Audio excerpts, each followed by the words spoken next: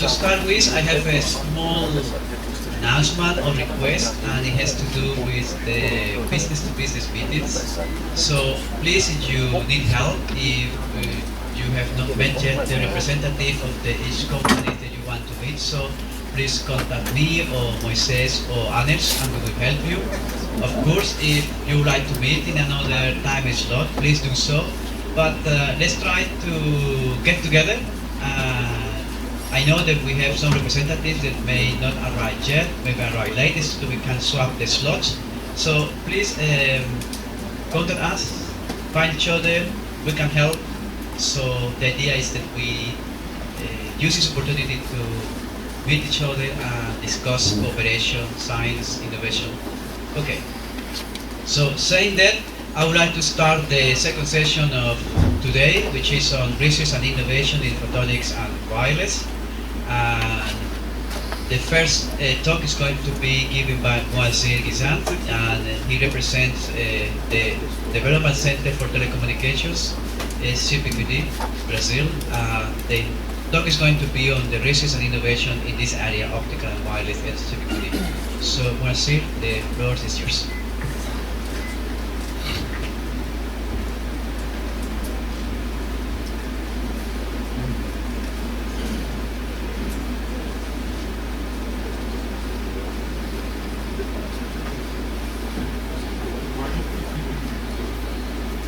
Good morning, everyone. My name is Moacir Guizan.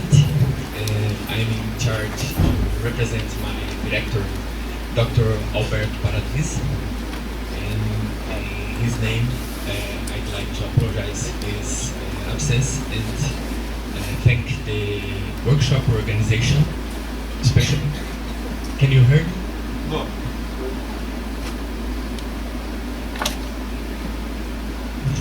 Especially Professor Moises about this kind of invitation. Very sensitive. So, in my presentation, we will take a glance about the R&D activities in optical communication and wireless communication at CPqD. Let me introduce my institution for those don't know until now. My institution is a non-profit organization dedicated to innovation through information technology and communication technology, and our mission is to increase the competitiveness of our customers and reduce the social digital gap in Brazil, mainly. We trust the benefits we equipped for the marketing are more than the results of the projects. Besides these results, other benefits are generated for the society through the complete innovation cycle, as intellectual capital, job creation, digital inclusion, wealth, and so on.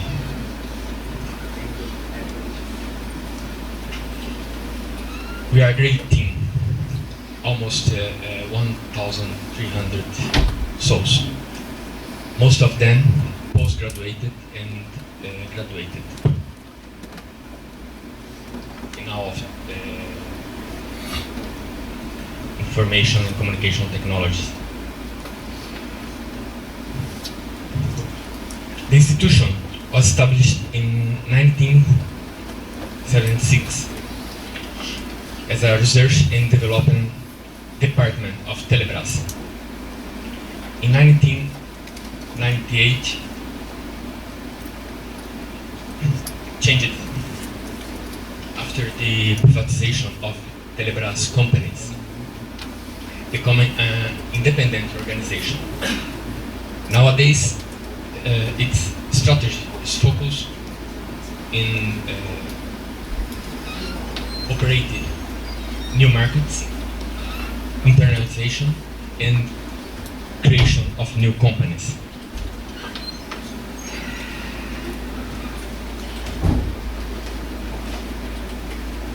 Its strategy is based on customer-centric, structured on four fundamental themes: broadband, bank of future, smart grid, and digital cities. All then supported by mobility, communication information security, and social environment responsibility. In the RD areas specifically,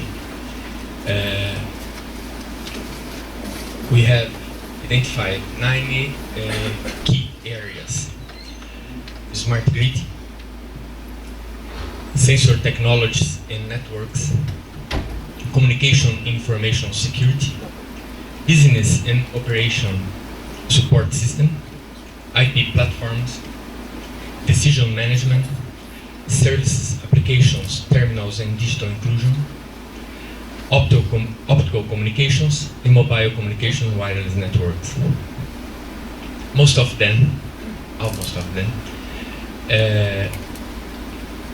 supported by funds of Funtel, like Dr. José Gontijo mentioned before. In my presentation, you take a glance in these two special areas: optical communication and mobile communication and wireless networks. The history of optical communications at CPqD has started at the beginning of the institution in 1976 with a program for developing fibers, cables, device, and terminals in a project supported by Telebras. After several milestones and demonstration proofs, all these results combined allow to create a spin-off for exploitation and commercialization of the results from the R&D activities in CPqD. This spin-off is Padetech company, and will be introduced to it, I think tomorrow, the presentation of its CEO, Jorge Salomon, will be here.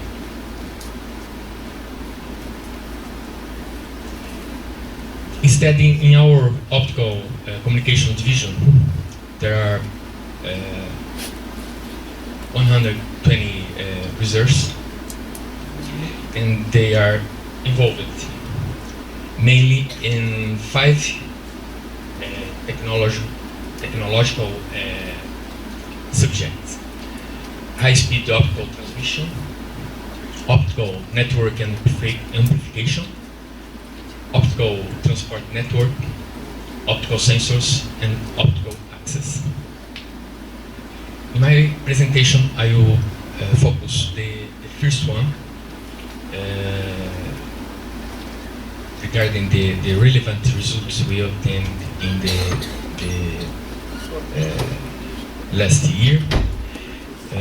But the second one will be subject of the presentation for my colleague Juliano Oliveira tomorrow. Don't miss that.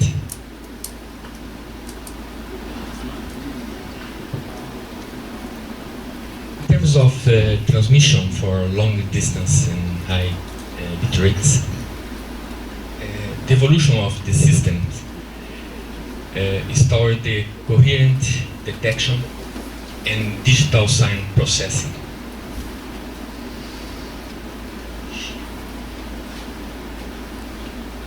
Differently, the earlier system based on intensity modulation that you use amplitude modulation, turn on, turn off the light to transmit zeros and ones.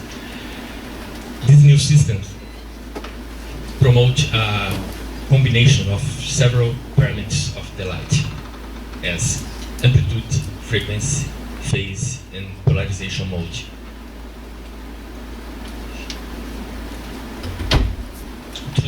Through these techniques, the main effect is an improvement in the spectral efficiency from the early system around the half bit per second per hertz up to 2 bits per second per hertz and beyond.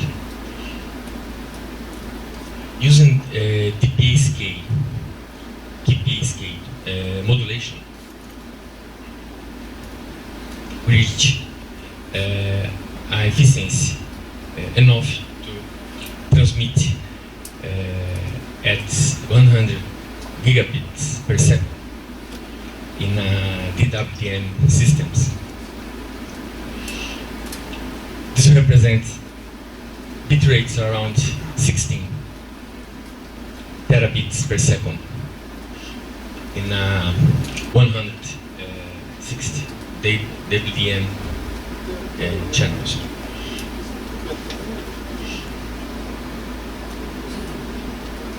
In this system, it's necessary to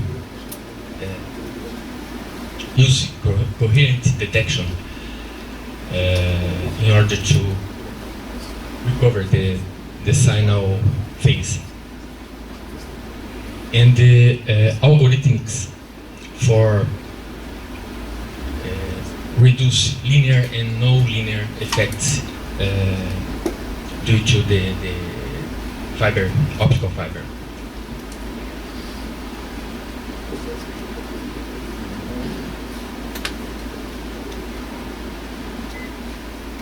These algorithms can be separated in several modules regarding these functionalities. The first one is used to interpolate in orthonormalization, the distortion power levels that occur in the system. The second one is a static equalization for reduce, compensate the accumulated chromatic dispersion.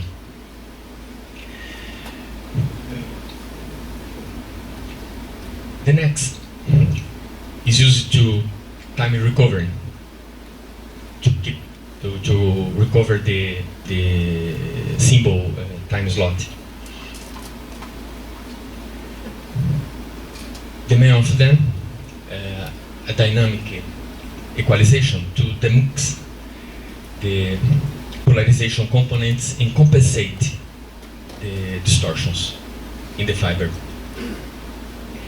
After that, we take place with a frequency offset equalization to estimate the frequency shift between transmitter laser and local lasers, and finally a phase estimation to keep the locked phase. At the transmitter side,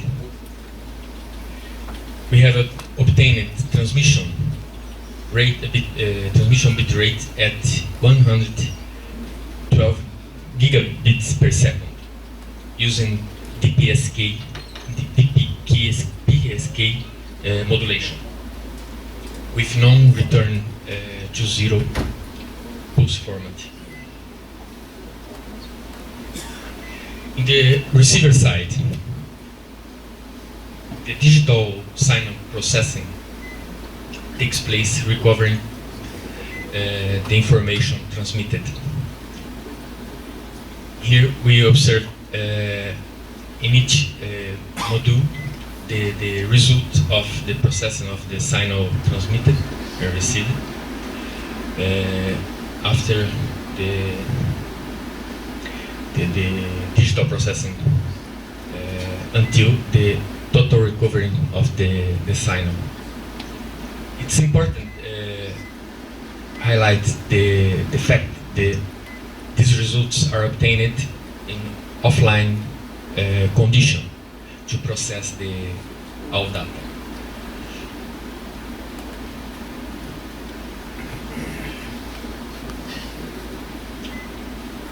Combined these techniques with the DWDM system, we can consider transmission around 9 terabits per second. In fact, we have established a remarkable transmission over 3,200 kilometers with 79 channels DWDM system.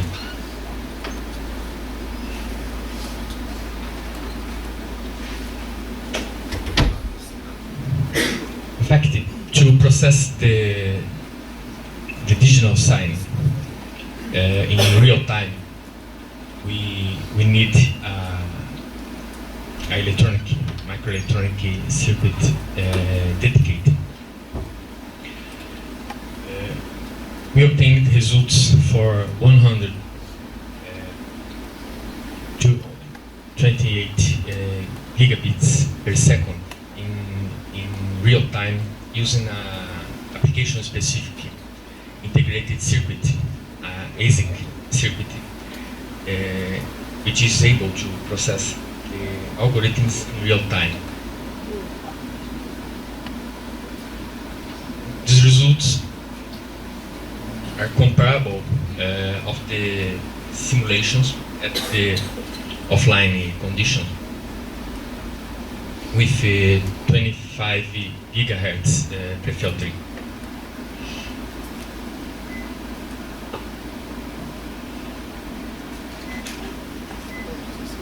Other modulation techniques could be higher.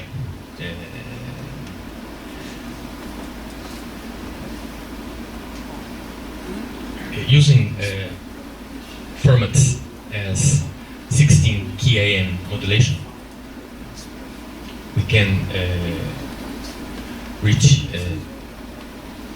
transmission bit rates around 17.6 terabits per second over 608 kilometers.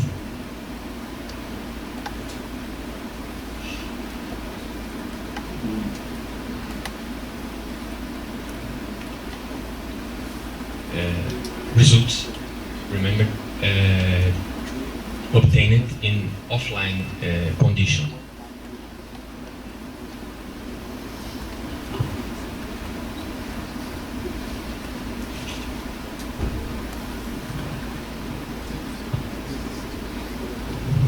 To higher bit rates over 400 gigabits per second is necessary a combination of complex constellation, high single rate, and multiple carriers.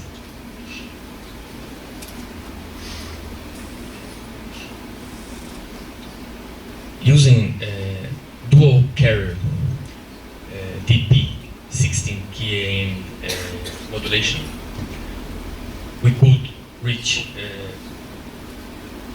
transmission at this bit rate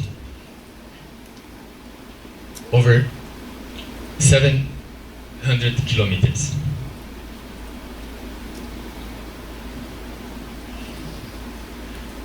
More advanced techniques like coherent optical or FDM modulation are very promising to transmission at 1 terabits per second and beyond. This technique has received much attention as a promising candidate for long-haul transmission. In terms of wireless communication activities, our division has a headcount of 56 research, almost 5% of the total employee. And they are dedicated to activities in 4 areas: broadband wireless networks, cognitive radio, object-to-object wireless communication, and the antennas and RF device.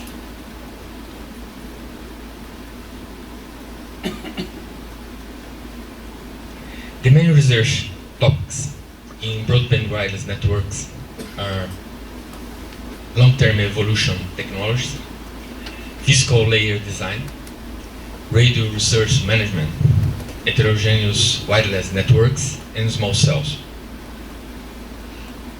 A particular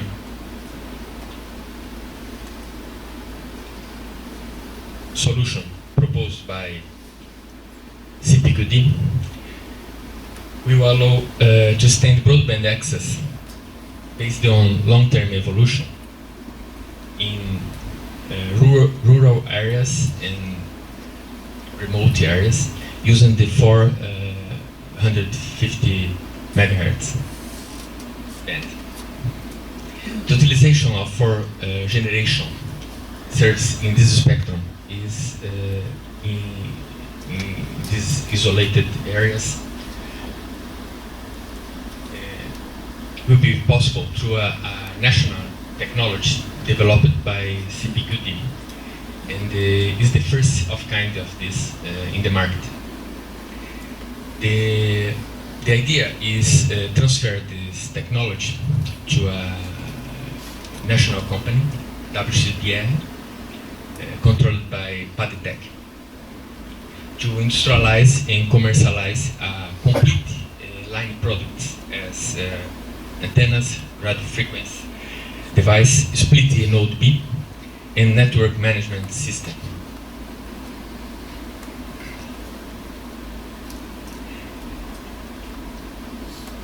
In the cognitive radio, the main research topics are opportunities, spectrum usage, cognitive mesh networks, self-organization networks, research and handover optimization, and subscriber behavior modeling.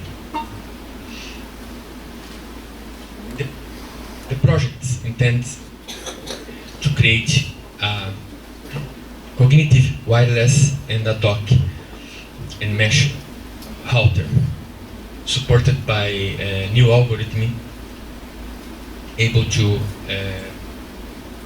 sense the spectrum gaps and using these opportunities. At the physical layer, spectrum sensing algorithms and smart antennas are explored at the sub-gigahertz spectrum. The spectrum sense is performed or by a single router or in a collaborative interaction with many other nodes. At the data link layer, based on spectral information obtained by the physical layer, are managed others algorithms to spectrum selection and sharing, adaptive modulation, and coding.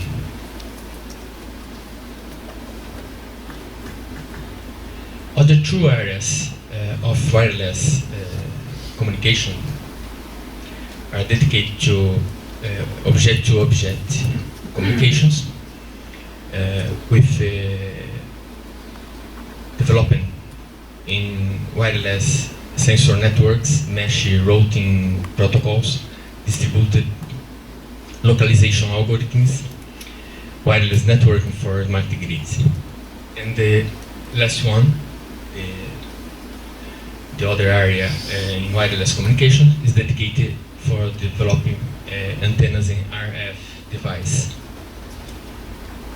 which the main research topics are beam steering antennas, optimized high gain antennas, high performance frequency translators, predistortion and crest factor reduction algorithms.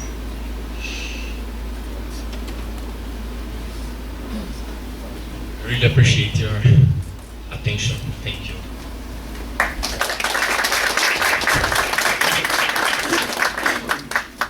Okay,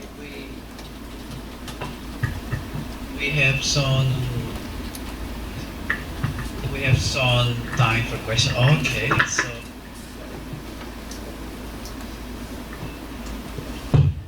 Moacir, I would like to ask you, you have lots of different projects and technologies involved, and how it works at CPqD. You have your team, but how is the connection with the companies or prospecting new companies? Just comment this to us, thank you. There are many models of development and research and cooperation. CPqD operated with mainly with research from Funtel in two ways. In a way that independence of industry participation, industry supporting, and the other way, the research are from Funtel too, but is mandatory the participation of universities and companies.